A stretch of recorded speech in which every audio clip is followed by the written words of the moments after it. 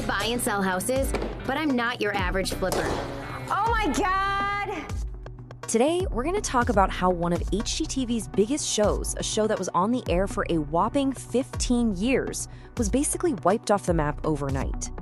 So let's just get right into it. How in the world does a show with that kind of history, a show that was practically a pillar of the network, just disappear? That's really the big question we're trying to unpack with the whole Rehab Addict saga. And look, we're not talking about some small-time show here. 15 years on the air? In television, that's a dynasty. This was a huge, successful show with a massive loyal fan base. So when it got canceled so suddenly, the stakes were incredibly high. Yeah, this was not some quiet, behind-the-scenes decision. As we're going to see, this move was shocking and really, really abrupt. We're talking just hours before a new season was supposed to premiere. The network scrubbed every single trace of Nicole Curtis and her show from all of their platforms. And to really get why this was such a big deal, you have to understand the show's history. It actually started on the DIY network before becoming this massive flagship show for HGTV. Ever since 2010, Rehab Addict was one of these shows you thought of when you thought about home renovation.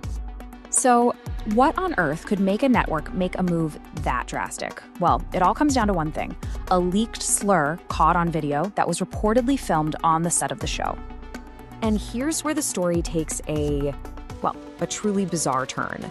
It's the specific slur itself.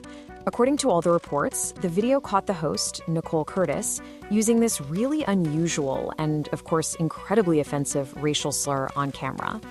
Now listen to this because it's a really crucial part of the puzzle. This wasn't something that just went unnoticed. The leaked tape apparently also caught Curtis right after she said it, asking the crew to cut that line. That suggests she knew in that exact moment that she'd said something really, really wrong.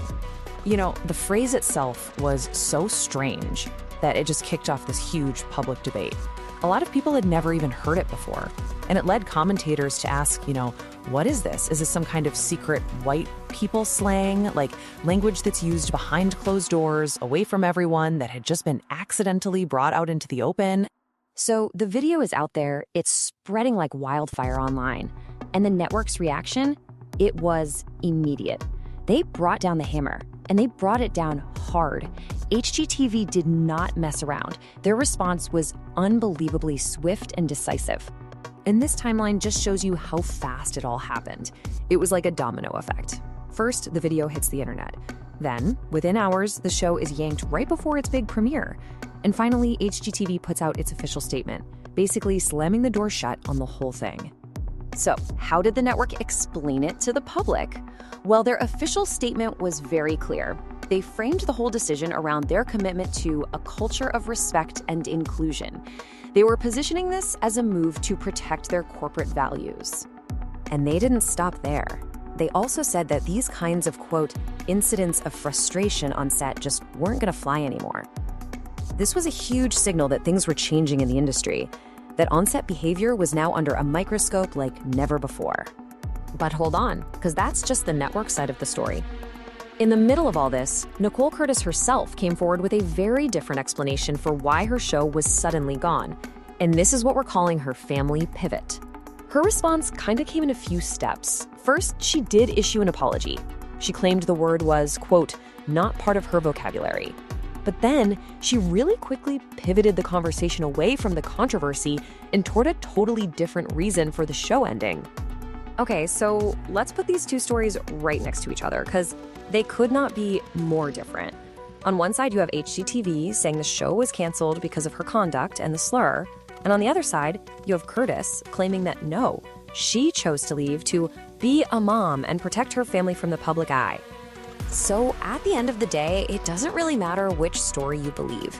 The result is exactly the same. An era is over.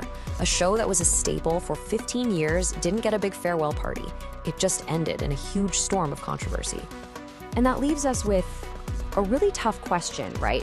For someone who had been with the network for 15 years, was a simple apology enough?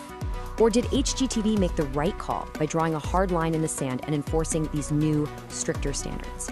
It's one of those things that really makes you think about where we draw the line for accountability these days.